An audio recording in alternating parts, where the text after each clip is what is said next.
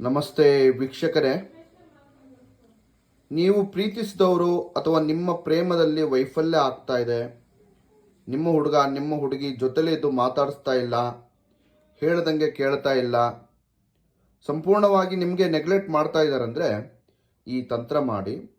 2 ಬೆಳ್ಳುಳ್ಳಿ ಒಸುಳು ತಗೊಳ್ಳಿ. ಆ ಒಸುಳು ಮೇಲೆ ಅವರ ಹೆಸರು ಮತ್ತು ನಿಮ್ಮ ಹೆಸರನ್ನು ಬರೆದು ಈ ಮಂತ್ರ ಹೇಳಬೇಕು ವೀಕ್ಷಕರೇ.